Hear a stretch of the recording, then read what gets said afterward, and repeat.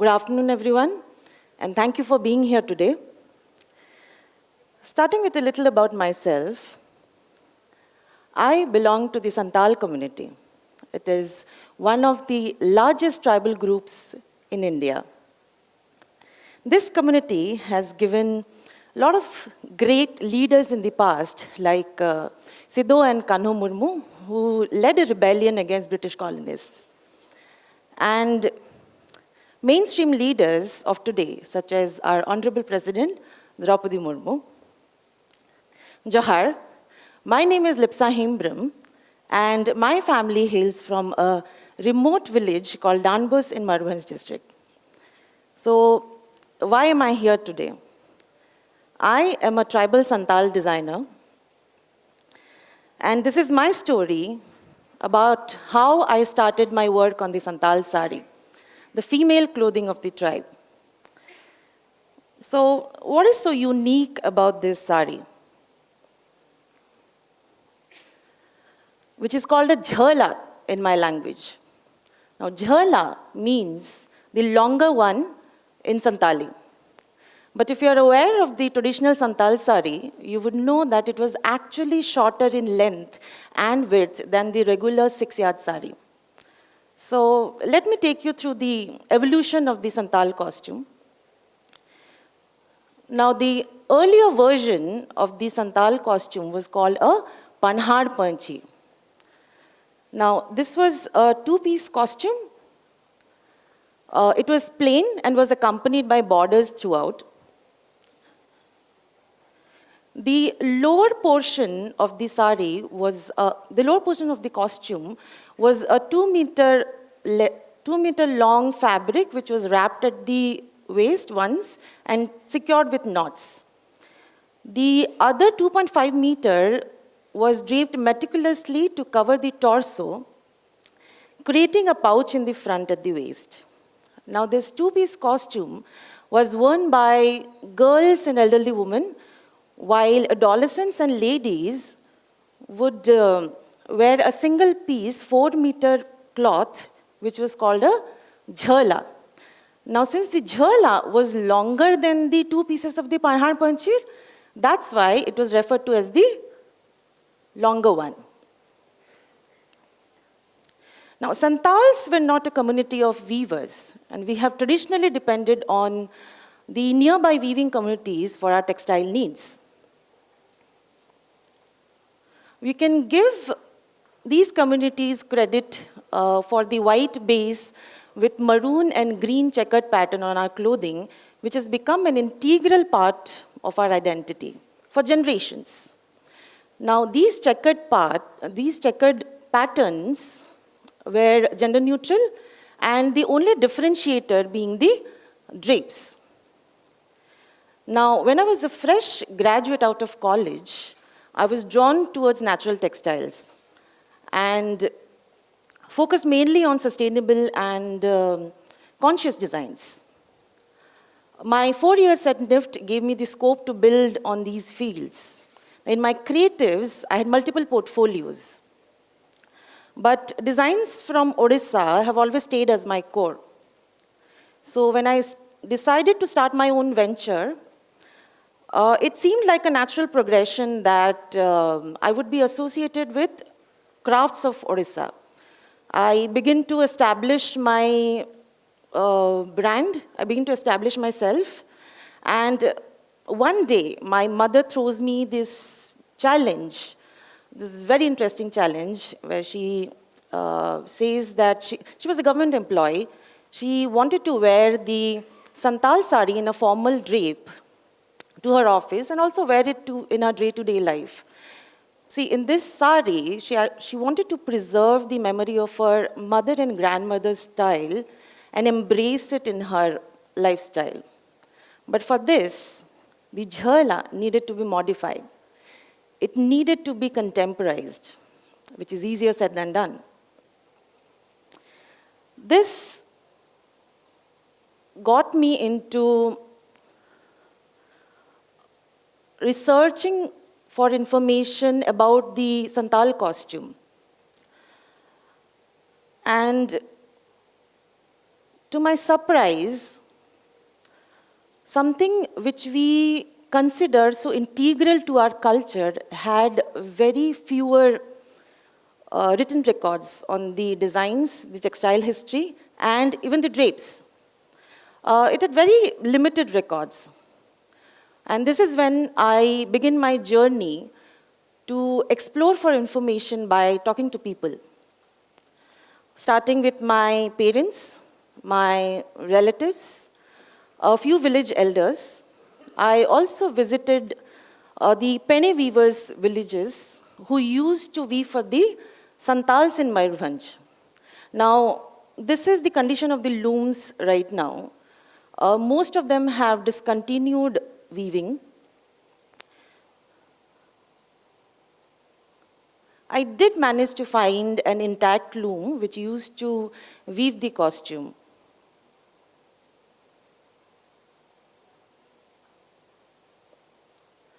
I have referred to folk tales, folk songs, did the local market survey, spoke to some of the oldest traders in the business.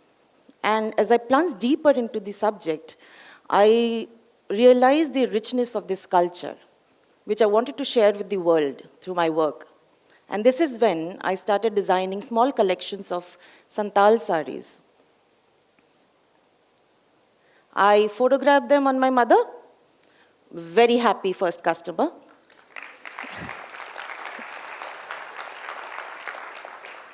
And my aunt, both of them are retired government officials.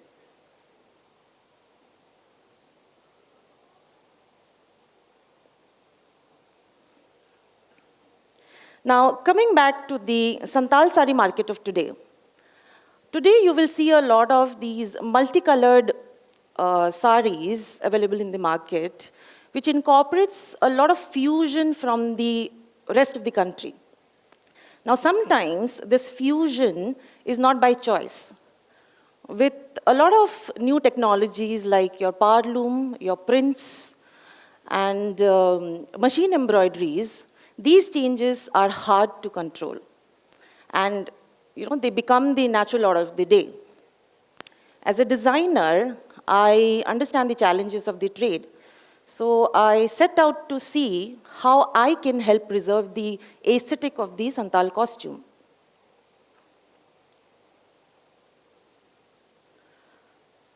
With the sari being widespread, there is a lot of misinformation about the original Santal costume. And with fewer written records, we face the danger of this misinformation slowly becoming a part of the Santal community's history. Traditional costumes evolve. They do not change entirely. So I took it upon myself as a designer to give back to my community. This was my contribution. I focused on 3 things.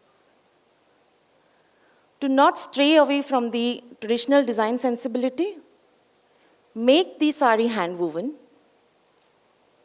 preserve the traditional drape by documenting it. So far, I've hyped so much about the drape. So let me tell you a little about what is so unique about this drape. Now, Santals were farmers and gatherers. They were very pragmatic about their clothing. The sari was shorter in length and width than the regular 6-yard sari because it made working in the fields very convenient. And we did not need the extra length for the pleats because it would be very unnecessary while you are working. And also, why pay for the extra length, right? This is why you will not find pleats in this drape.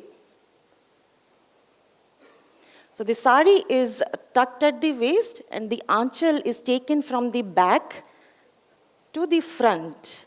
And it creates this pouch-like thing in the front where we would collect the fruits and seeds that we would gather. Also, you will see these 2 parallel borders running horizontally on the front. This is a distinct feature of this drape.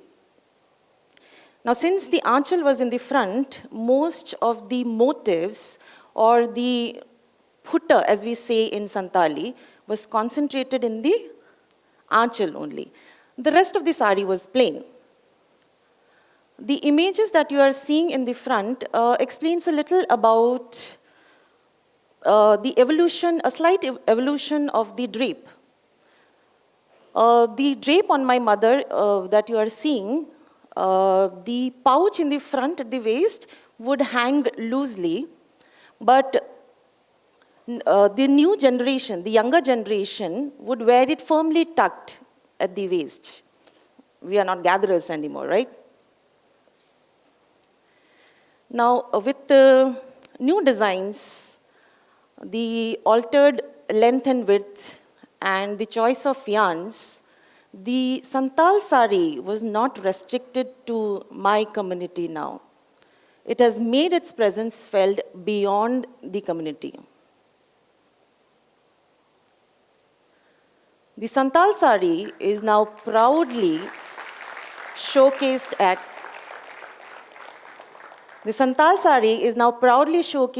various prestigious fashion events and runways in the country. And women across the country and over the world now want the Santal Saree in their wardrobe. Now, this sari is not a 6-yard anymore. It is a doorway to the tradition and culture of the tribe, its lives, its livelihood, and how we celebrated our festivals. Through these saris, the Jhal-ah is now rediscovering its identity. And I can now proudly say that the world can now identify an authentic Santal Saree, the Jhal-ah. Now, my creative journey has brought me closer to my roots, and today it fills me with pride that I belong to this rich cultural tribal heritage. See, for me, being a designer is not just a career choice. It is an opportunity, it is a responsibility, and a privilege to help preserve history. Now, when I talk to young designers of today, I tell them how crucial it is to have a purpose while designing. Ask yourself questions. What is the intent? What is your goal? Will it be beneficial to anyone? Will it matter? What do you want your legacy to be? And while you are trying to find answers to these questions, you start developing ideas. You start researching. And this idea slowly and steadily builds up into an ambition. Now, the field of creativity is vast.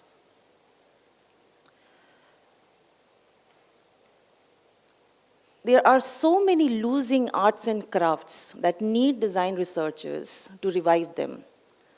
Now, in this fast fashion of changing trends and fusion wear, let's take a pause. Take a look back at our rich cultural history and make sure that we are taking it forward with us and not leaving it behind. See, for me, when I was looking at the sari since I was a child, I always looked at it as any regular sari that my mother wore to festivals and during rituals. But when the opportunity came to design the sari, it changed my perspective. And I can say that my exploring journey has given me my ambition. And as the more I research, I feel that there's so much more that needs to be done. For me, this is just the beginning. When I was younger, I always wanted to be a designer. And since then, every decision that I have taken, I have strived towards making it into a reality. My parents wanted me to be a doctor or an engineer, but very early on, I realized that it was not my calling. They came to know about my NIFT entrance exam only when the results were declared.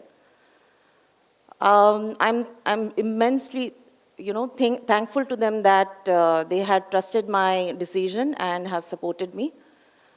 Throughout my graduation, I had wanted to have my own clothing brand, and I have persevered towards it. And when this opportunity came through my mother's request to design the Santal Saree, it inspired me to become a Santal Saree designer. Through my professional life, I have set these small milestones that I work very hard every day to achieve them. And today I'm extremely thankful to my parents and my siblings for being my biggest support system. This was my story. It's a small story, I know. But thank you for listening to my story. And I hope that I have shared some of my enthusiasm about my culture and have inspired some of you today. Thank you so much.